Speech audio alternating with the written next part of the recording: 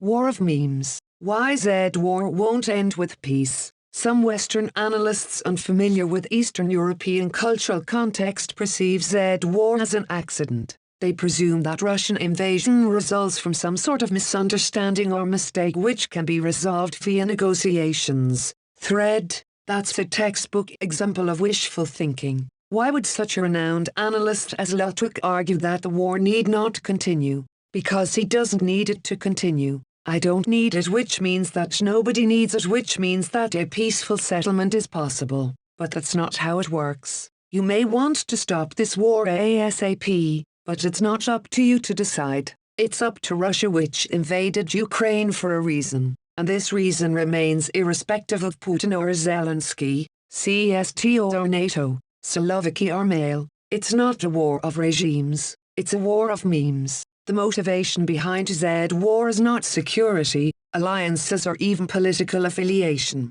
It's the need to extinguish wrong cultural memes and impose correct ones. That's why Z war has such a wide popular support and why Russians so easily agreed for a total war against Ukraine. Arrogant it may sound, I think that in order to understand cultural context, you need to consume content in a language of the country. Those analysts who consume content in Russian typically view Z war as inevitable. They saw it coming, but those who don't are usually surprised. Z war happened because Russia never accepted existence of Ukraine in the first place, and by Russia I mean not only the state, but also the people, especially the cultural elites. It was the so much glorified cultural elite that prepared this war rather than ignorant masses. They argued or implied that Ukraine is a fake nation with fake inferior culture and history. In other words, the real problem is that Ukrainians stick to inferior memes. Worst of all,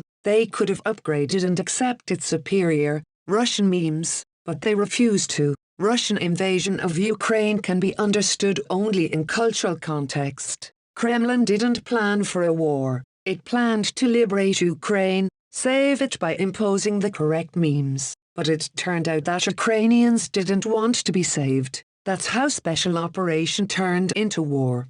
Initial Kremlin's assumption was that Ukraine isn't irredeemable. It's a country of somewhat inferior Russians controlled by the Nazis who brainwashed the rest into submission. But what Ukrainians secretly want is to drop the farce of Ukraine and become normal equals Russian.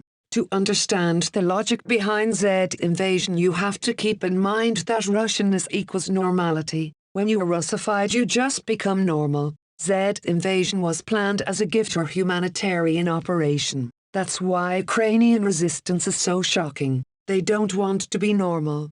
К ужасу, к сожалению, и общему нашему молчаливому изумлению, значительная часть Украины, украинского народа, безусловно, не все, и я надеюсь, что даже не большинство, но значительная часть оказались охвачены вот этим безумием нацизма. Какой это имеет массовый характер, до этого я тоже думала, что их там чуть-чуть. Ты понимаешь? Ну, я точно не могла себе представить, что их там столько.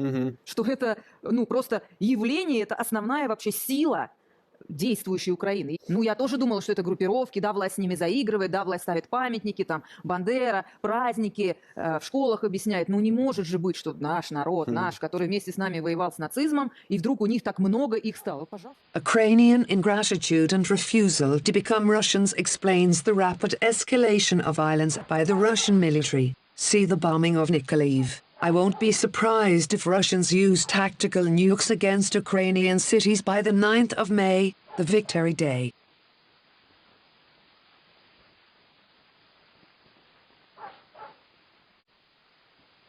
Let me quote a correspondent of all Russian TV and radio broadcasting company with 577,158 followers. Mariupol, the apocalypse district. Should we show it to the entire world? Yes. Let Kiev, Lvov, Poltava, Ternopil see, if a city doesn't surrender, it will be destroyed. Or the sky very close to the Kremlin. When Stolbunov is bombed, I won't feel bad. They signed out from the Russian nation, and in order to sign into the Russians again, Ukraine will pay a huge price. I think the same of Kharkov, Kiev, Dnipropetrovsk, Rovno and Ivano-Frankovsk. To be fair, Russia always fought like this. with extreme disregard towards any ethical or legal norms. But since it launched most of its total wars against non-white, non-Christian people like the Syrian Sunni, nobody cared. I cropped the photo. It's much worse.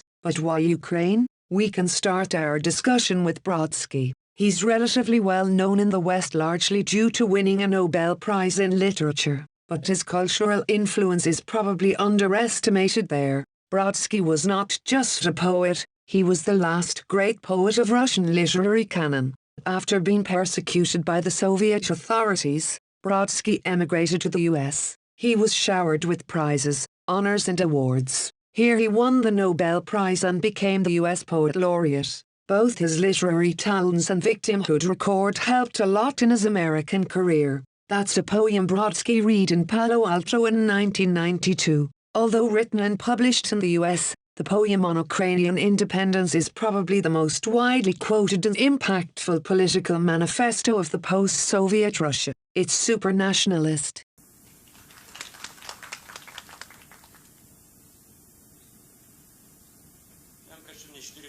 Но тем не менее это прочтено. Стихи о независимости Украины. Дорогой Карл XII, сражение под Полтавой, слава Богу, проиграно. Как говорил Картавый, время покажет Кузькину мать, руины, кость посмертной радости с привкусом Украины. То не зелено-квитный, траченный изотопом, желто-блакитный реет над Конотопом, скроенный из холста, знать припасла Канада, даром, что без креста, но как вам не надо, кой ты рушник карбованец, семечки в потной жмене, не нам, кацапам, их обвинять в измене, сами под образами 70 лет в Рязани, с залитыми глазами, жили как при Тарзане, скажем им звонкой матерью, паузы метя строго, скатертью вам хохлы и рушником дорога. Ступайте от нас в жупане, не говоря в мундире, по адресу на 3 буквы, на все 4 стороны. Пусть теперь в мазанке хором ганцы с ляхами ставят вас на 4 кости поганцы. Как в петлю лезть, так сообща, сук выбирая в чаще, а курицу из борща грызть в одиночку слаще. Прощевайте, как вы, пожили вместе, хватит плюнуть, что ли, в Днепро. Может, он вспять покатит, брезгуя гордо нами, как скорый битком набитый, кожаными углами и вековой обидой. Не поминайте лихом вашего неба, хлеба, нам подавись мы жмыхом и потолком не треба. Нечего портить кровь, рвать на груди одежду, кончилась знать любовь, коли была промежду, что ковыряться зря. В рваных корнях глаголом вас родила земля, грунт чернозем с подзолом, полно качать права, шить нам одно другое. Эта земля не дает вам, кого нам покоя. Ой, да левада степь, краля баштан вареник. Больше поди теряли, больше людей, чем денег. Как-нибудь перебьемся, а что до слезы из глаза, нет на нее указа, ждать до другого раза. С Богом орлы, казаки, гетманы, вертухаи. Только когда придет и вам помирать бугаи, будете вы хрипеть, царапая край матраса. Строчки из Александра, а не брехню Тараса. In this poem, Brodsky sends multiple messages to Ukrainians, called with slur cockly. He, 1. Tells Ukrainians to go fuck themselves. 2. Predicts, you, scum, will be gangbanged by Poles and Germans. 3. Wonders if he should spit to Dnieper in order to make it flow backwards. Brodsky called his poem risky, and yet, it correctly reflected the attitude of much of Russian society towards Ukraine. After 2014 it became especially relevant and was repeatedly endorsed by the media and authorities like the Russian Parliament newspaper. What I find more interesting, however, is the 2 final lines of Brodsky's poem. They literally tell to Ukrainians, when you are dying and scratching your deathbed, you'll be wheezing Alexander's lines and not the Taras bullshit. What does he mean by that? Brodsky is referring to Alexander Pushkin and Taras Shevchenko, national poets of Russia and Ukraine respectively. On their deathbed, Ukrainians will quote Russian genius Pushkin rather than Ukrainian bullshitter Shevchenko because Ukrainians are Russians and Ukraine is a farce. What is interesting here is not so much the supposed superiority of Russians over Ukrainians. It's the politicization of literature, specifically of poetry. Which poet you admire and quote is not neutral politics-wise. It's the most important political question ever. But why? We all know that Russia is a literature-centric country, and yet, Western knowledge of that literature is very selective. Which Russian writers can an average erudite Anglo name? Tolstoyevsky plus Chekhov. These guys are well known in the West because they produce translatable prose. Untranslatable authors are ignored, including some prosers like Saltykov-Shchedrin, Lenin's favorite writer. This civilization, mistaken as a drunken riot, was destroyed by the town governor Yurisky Gushkildebayev. How can you even translate this without a long historical commentary? The most overlooked part of Russian literature is of course its poetry. Russia is not so much literature-centered as poetry-centered. Poetry stands in the middle of the Russian sacred literary canon. However, it is largely untranslatable and thus is poorly known in the West. Who is the most impactful Russian author ever? If we consider the impact on Russia, it's Alexander Pushkin. He is referred to simply as our everything. Indeed, Russian language and literature are largely based on a legacy of one single author. Yes, theoretically Russia has ancient literary tradition. In practice, however, its relevant part starts with Pushkin. Whatever had been written before is read by normal educated Russians largely as a historical artifact.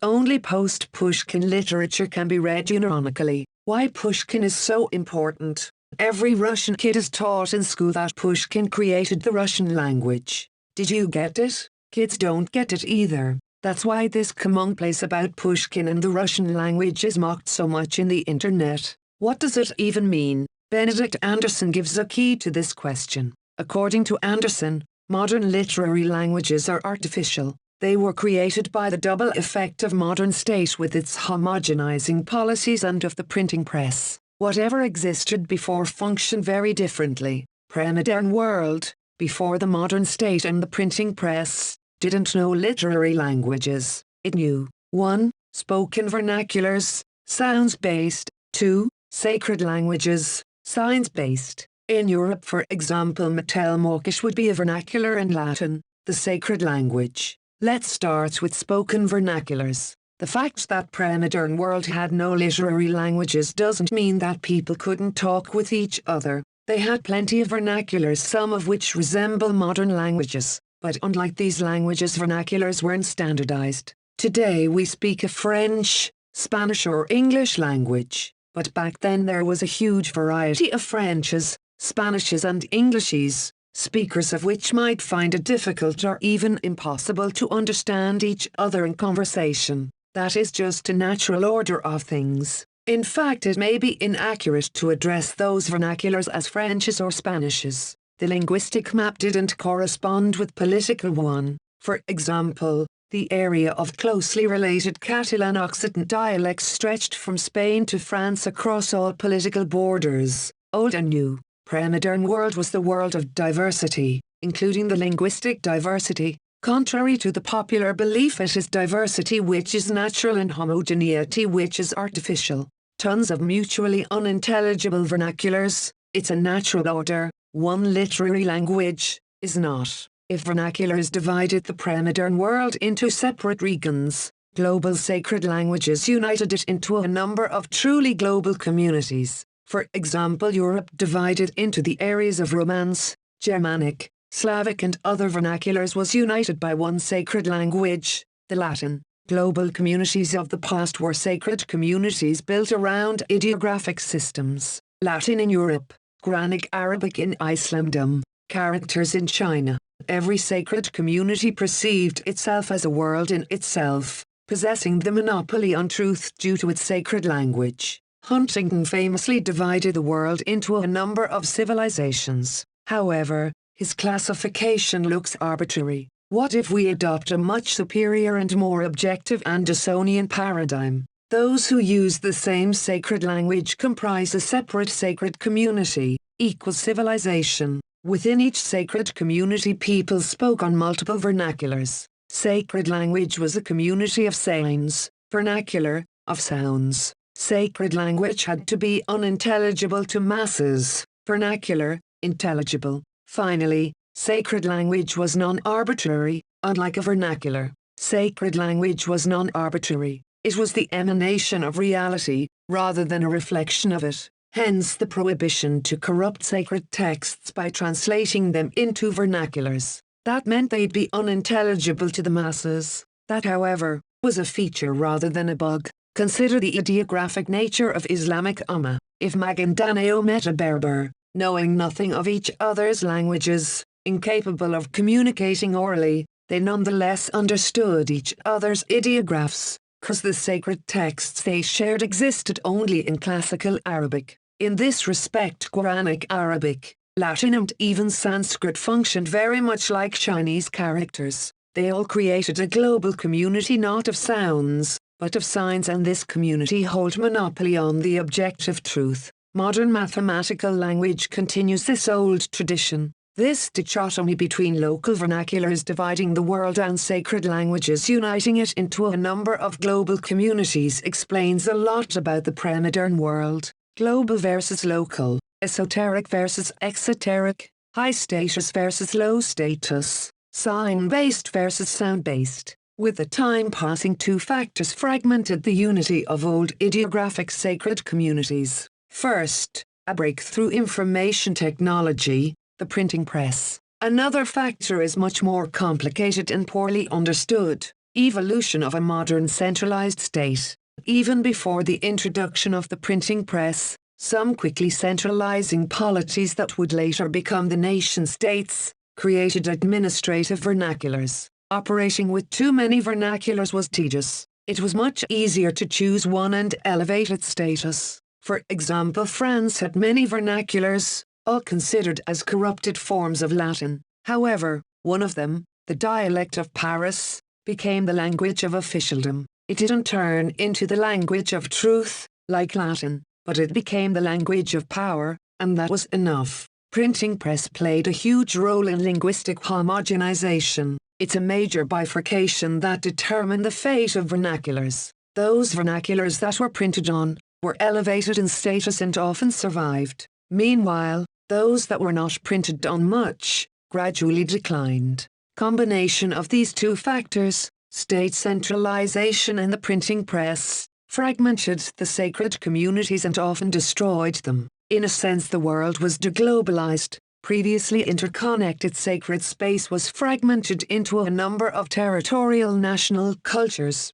State centralization and the printing press created a vernacular bifurcation which homogenized the world greatly. Those vernaculars that were adopted by the states and propagated in printing grew enormously in status and relevance. Meanwhile, those that were not would die out. Administrative centralization and introduction of the printing press triggered the vernacular bifurcation. And yet, it was mass schooling that completed it. Centralized, state-designed schooling according to the uniform curriculum is the underrated tool of cultural unification. Consider how linguistic map of France changed with the propagation of mass schooling. Non-French-speaking zone, dark grey, which covered most of the country in 1830s, contracted a few isolated areas by 1950. Memes included into the curriculum skyrocket. Excluded ones died out. Vernacular bifurcation explains the phenomenon of a national genius,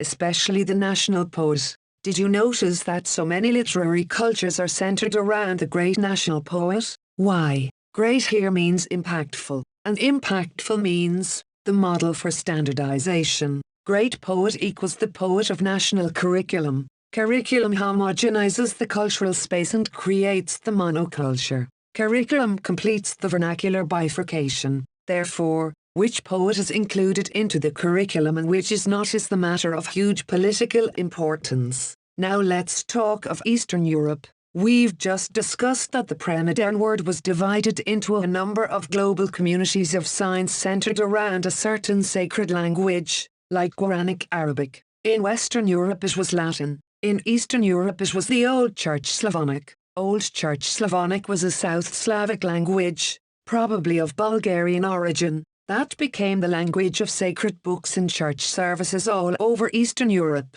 including modern Bulgaria, Romania, Moldova, Ukraine, Belarus and Russia, thus creating a specific sacred community. Sacred community is built around an unintelligible esoteric language. Indeed, even though the sacred community of the Old Church Slavonic included speakers of Slavic, Romance and maybe other spoken vernaculars, it was different enough from those vernaculars to be ununderstandable. That's especially clear in case of Romance speakers. Paradoxically it may sound, Orthodox Romanians used a Slavic sacred language they couldn't understand. It was the Protestant Reformation that gave the impetus to the development of literary Romanian. Romanians weren't Protestant, but their Hungarian overlords in Transylvania were. Thus they forced Romanian priesthood to switch liturgy from the Slavic sacred language to a Romance spoken vernacular. Cultural interactions are way more complicated than many tend to think. In Romance, Orthodox lands spoken vernaculars were most distant from the sacred language.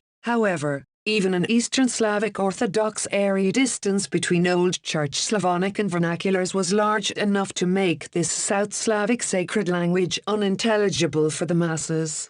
Existence of an Eastern European sacred community built on the Old Church Slavonic, like the Western European was built on Latin, sheds the light on the meaning of the word Russian in medieval Russia. It doesn't refer to the ethnicity, it refers to the religion. Equating pre-modern sacred communities to modern national communities is a major fallacy. That's wrong, even if they bear the same or a similar name. In modern Russia the word Russian refers to a nation. In medieval Russia, to the sacred community operating across ethnic lines. Regions which we now consider really Russian, such as Tver or Ryazan, are mixed with those we now perceive as clearly foreign. That's for example a map of Lithuanian Russian towns, stretching from Kaunas almost to Moscow across all ethnic and linguistic lines. What is even more interesting, the lists of Russian towns start with Bulgarian Russian towns, Wallachian Russian towns being second in order. Eastern Slavic towns are listed later. That probably implies that it was Bulgaria that was the birthplace of Russian sacred community. Meanwhile Moscow in what is now Central Russia, the birthplace of Muscovy, is listed there as Alisai, equals behind the forest, which apparently implies that Muscovy was considered a newly colonized territory in the forests of the north and not the center of the Russian world. What do we see here? Both the great map of the Russian towns and the maps of particular Russian regions ignore ethnicity. Russian land includes Romance-speaking regions. Lithuanian region of the Russian land includes both Baltic and Eastern Slavic speakers. Nobody cares. The map of Russian towns is not an ethnic map or a map of spoken tongues. It's the map of the Old Church Slavonic sacred community, which was then called Russian. Your origin, your spoken language don't matter. Using Old Church Slavonic for the liturgy makes you Russian. And of course what is now Russia was not considered the center of the Russian sacred community. The list implies it was probably Bulgaria. Bulgarian towns opens the list of the Russian towns, which makes total sense if this sacred language originated there. Some imbeciles say that the fact that Ukraine or Belarus are called Russian in medieval texts means they are part of Russian nation. That's simply false. Medieval Russian sacred community is equated with modern Russian sacred state. That's an ahistorical fallacy. When Westerners equate medieval sacred community with a modern nation state, that's ignorance. But when Russians do it, it's a political statement. What once used to be the sacred community of the Old Church Slavonic must be now transformed to the unitary Russian nation state. Transforming sacred community into the unitary nation state is harder than one could think. Why? Because in a sacred community the sacred language coexists with tons of spoken vernaculars. Sacred community is a phenomenon of the diverse pre-modern world, but a nation state is not. A unitary nation-state doesn't tolerate diversity. It will choose one vernacular and impose it all over its territory, extirpating any competing ones. That is the major factor of vernacular bifurcation, which is completed through the mass schooling according to a uniform standard. That explains significance of Pushkin for the modern Russia. Since Russia incorporated what is now Ukraine and Belarus under Catherine II, Russian government always fought for homogenizing all East Slavic territories after the Russian standard. Politics, culture and language-wise, Russia strived to impose the same language all over Russia, Ukraine and Belarus. And yet, the question was, what should we impose as the standard? Pushkin is so prominent because he created this standard. His literary legacy gave a model which the state could propagate. Pushkin created the modern Russian language in a sense that he created that version of Russian language that would be later imposed by the authority of the state. That's why he became the most impactful Russian author, and modern Russians can hardly read pre-Pushkin literature. Before Pushkin, Russia didn't have a single literary standard. There were many styles, some influenced more by Western European languages, some by other Slavic ones, some by the Old Church Slavonic. There were wide debates on which tongues should serve as the model for Russian. Pushkin, who became fluent in French much earlier than in Russian, talked and wrote in a very Gallicized version of the Russian language. And since his legacy became the standard, Russian grammar looks so French. Pushkin also created the registers of Russian language. Before Pushkin, Russia didn't have the standard literary language. It had spoken vernaculars and it had the sacred language, Old Church Slavonic. It also had many writers and authors who experimented with different registers. 18th century Russian writers mostly perceived the Old Church Slavonic as the high-status language and spoken vernaculars as the low-status ones. So they tried to use as much of the Old Church Slavonic vocab and grammatical structures as possible, just to write in high style. Pushkin made a different choice. He made a clear distinction between the spoken vernacular and the sacred language, basing his version of literary Russian on the former. Spoken Russian not equal Old Church Slavonic, and it was a spoken vernacular that became a foundation for his work. Old Church Slavonic elements were kept as a certain register of Russian language. Wherever Pushkin wanted to write a poem in a religious style, he used the Old Church Slavonic grammar or vocab. Wherever he wanted to stylize it after an archaic text, he did the same. Since Pushkin's language became the standard Russian, the registers he created became uniform. Whenever modern Russian hears Old Church Slavonic words or grammar structures, he perceives them as either religious or archaic. Thus they are heavily used in historical novels. When modern Russian hears elements of Old Church Slavonic, he perceives it as a language of the bygone age.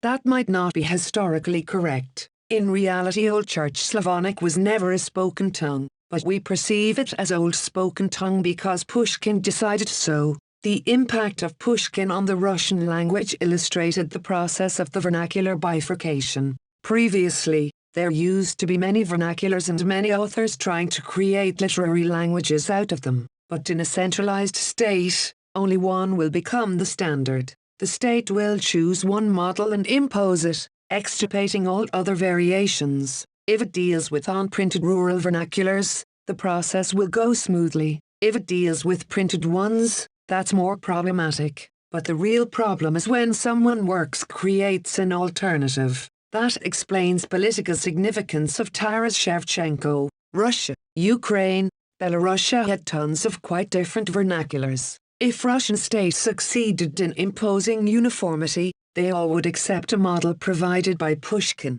Shevchenko created an alternative. This alternative wasn't simply linguistic or cultural, it was also political. Pushkin endorsed Russian imperial tradition. Shevchenko rejected it. Consider the attitude of these two authors towards the Russian imperialism. Pushkin was super hawkish. During the Polish Rebellion of 1830 he wrote, "We can only pity the Poles. We are too strong to hate them, and this war will be the war of annihilation, or at least it should be. Poles should be strangled. Our slowness is painful." Pushkin celebrated the genocides of the Caucasian War. "I'll sing about you. the hero, O Kotlyarsky, the scourge of Caucasus. Wherever you went like a storm, you advanced like a black plague, destroyed, exterminated the tribes. Pushkin accepted Russian imperial identity as his own identity. He fully endorsed Russian imperialism, and any criticism of it triggered him. Consider his poem to the slanderers of Russia against the French politicians who supported the Polish rebellion of 1830. Pushkin's legacy is not just relevant, it's literally the most relevant meme in Russia. Whatever Tolstoy or Dostoevsky wrote can be edgy contrarianism. Whatever Pushkin wrote is objective truth. See how Russian star Bizrukov reads Pushkin as a justification of the current Z war. О чем шумите вы? Народные витии. Зачем анафемой грозите вы России? Что возмутило вас? Волнение Литвы? Оставьте. Это спор славян между собой, домашний, давний спор, уже взвешенный судьбой, вопрос которого не разрешите вы. Уже давно между собой враждуют эти племена. Не раз склонились под грозой то их, то наша сторона. Кто устоит в неравном споре, кичливый лях или верный рос? Славянские ручьи сольются в русском море. Оно ли иссякнет? Вот вопрос. Оставьте нас. Вы не читали сии кровавые скрижали. Вам непонятна, вам чужда сия семейная вражда. Для вас безмолвный Кремль и Прага. Бессмысленно прельщает вас борьбы отчаянная отвага. И ненавидите вы нас. За что ж? Ответствуйте за то ли, что на развалинах пылающей Москвы мы не признали наглой воли того, под кем дрожали вы. За то, что в бездну повалили мы тяготеющий над царствами кумир и нашей кровью искупили Европы вольность, честь и мир. Вы грозно на словах, попробуйте на деле. Или старый богатырь, покойный на постели, не в силах завинтить свой измаильский штык? Или русского царя уже бессильно слово? Или нам с Европой спорить ново? Или русский от побед отвык? Или мало нас? Или от Перми до Тавриды, от финских ладных скал до пламенной Колхиды, от потрясенного Кремля до стен недвижного Китая, стальной щетиной сверкания, не встанет русская земля? Так высылайте ж к нам, витии, своих озлобленных сынов. Есть место и в полях России, среди нечуждых им гробов. While Pushkin celebrated Russian militarism, Shevchenko criticized it. He sympathized with the mountaineers fighting against the Russian conquest, lamented the losses of Russian conscripts. While human misery meant nothing to Pushkin, it was highly important for Shevchenko. What determined the difference in their political positions? Some could assume that Minkiewicz's and Shevchenko's criticism of Russian imperialism was motivated by them belonging to the defeated and suppressed cultures. I would argue that the difference goes far deeper. Ukraine was different from Russia not only in using different spoken vernaculars. While Eastern Ukraine fell under the Russian rule in the 17th century, its integration into Russia started only under Catherine II in the late 18th century. Thus Russian and Ukrainians memes evolved differently. Cultural differences between Russia and Ukraine include different understanding of personal agency, personal dignity and collective action. In Russia these ideas were thoroughly extirpated by the Russian state over the centuries. In Ukraine that had much less time to do so. On a national level that's especially obvious. When Ukrainian hetmanate decided to unite with Russia in mid-17th century, Ukrainians composed the list of requirements. Russians had to take an oath to maintain all their rights and privileges. Of course, Tsar rejected it. Political thinking of Ukraine was constitutional. Yes, we agree to accept you as our Tsar, but you also have to agree to preserve our rights. Your power will be conditional. That was normal for Ukraine and rejected by Moscow, which strived for the unconditional power. In this respect Russian state didn't change much since 1654. As Putin's deputy Kurenko told in 2017, Russian state is not based on treaties. Treaty is a restraint on the Tsar's power, a condition he abides to commit. That's a dishonor and he breaks treaty at the first chance. On a surface level this cultural difference may be even more prominent. Consider the following. Ukrainians historically elected their priests and Russians did not. That's extremely important. Until 1900, church was the main element of cultural infrastructure. Most people consumed little or no cultural content except the one provided by the priest. Church selected, censored and distributed the content for the masses. In this sense it was immensely important, much like social media nowadays.